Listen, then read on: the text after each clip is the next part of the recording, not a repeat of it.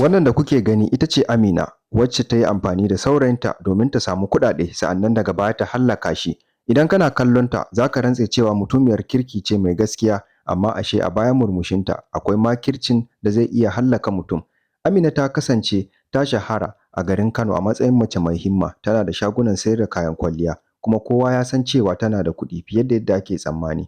Amma abin mamaki shine ba wanda ya taɓa sanin daga ina take samun waɗannan kuɗaɗen. Asalin gaskiyar ta fara bayyana ne a lokacin da wani saurayi mai suna Sadiq ya shiga rayuwarta. Sadiq matashi ne mai ƙoƙari wanda ya kammala karatunsa na jami'a. Lokacin da ya haɗu da Amina a wani taron biki, ya faɗa mata yana son ta. Ita kuwa Amina ta kalli wannan damar a matsayin hanya ta ƙara samun dama da kuma cimma wasu mugayen manufofinta. Sun yi soyayya ta tsawon watanni, sa'annan suka fara shirye-shiryen aure. Amma abin da Sadiq bai sani ba shine Amina ba wai kawai tana son shi bane, tana amfani da shi ne domin shirin kammala wani babban aikin da ta ɗauki lokaci tana tsarawa. Lokacin da Sadiq ya suma binciken Amina game da wasu al'amuranta na kuɗaɗe, sai ta fara jin cewa binciken nasa na iya zama barazana ga shirin da take yi. Daga nan ta yanke shawarar ɗaukar mataki a kansa. Amma kafin nan, dole ne ta ƙirƙiro masa wani labarin da zai karkatar da hankalinsa. Sadiq, ban taɓa faɗa maka ba, mahaifiyata tana fama da cutar daji, kuma ina buƙatar kuɗi domin kula da ita. Wannan ne dalilin da ya sa nake neman ƙarin kuɗi a wannan lokacin. Wannan kalma ta tsuma zuciyar Sadiq, ba tare da wata tantama ba ya fara taimaka mata da kuɗinsa. Amma abin da ya kasa fahimta shine kuɗin suna tafiya ne akan wasu ayyukan sirri da Amina take gudanarwa tare da wata ƙungiyar 'yar damfara da take aiki tare da su tun kafin su haɗu da shi. Ana cikin haka, wata rana wani babban hamshakin mai kuɗi a garin Kano, Alhaji Musa, ya ɓace. Ana sa ran shi ne wanda zai iya kasancewa shugaban ƙungiyar 'yan kasuwa a shekara mai zuwa.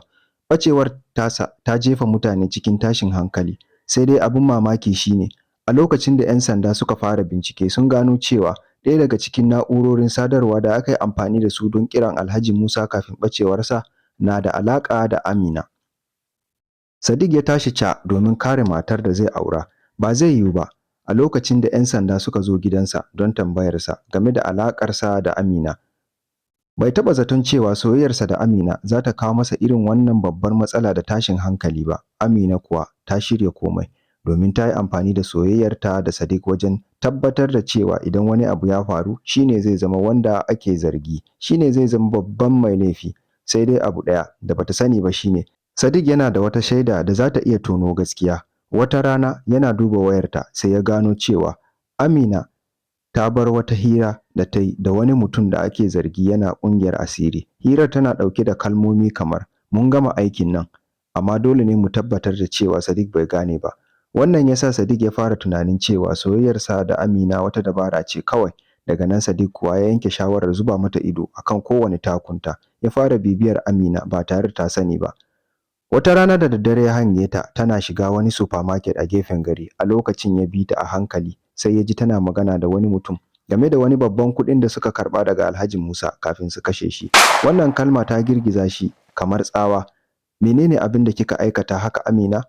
A lokacin da Amina ta gane cewa Sadiq yana ji, ta yi iya bakin ƙoƙarinta wajen ɓoye duk abin da ya faru, amma bai yi aiki ba. Daga nan Amina ta canja shiri, inda ta nemi haɗin kan mutanenta domin shafe duk wani shaida da zai iya tona asirinsu. Lokacin da Sadiq ya sanar da 'yan sanda abin da ya gano, suka shirya wani kwanton ɓauna don kame Amina da sauran 'yan tawagarta. A cikin dare, lokacin da suke shirye-shiryen guduwa da kuɗin da suka sace, 'yan sanda suka kutsa cikin maɓoyarsu.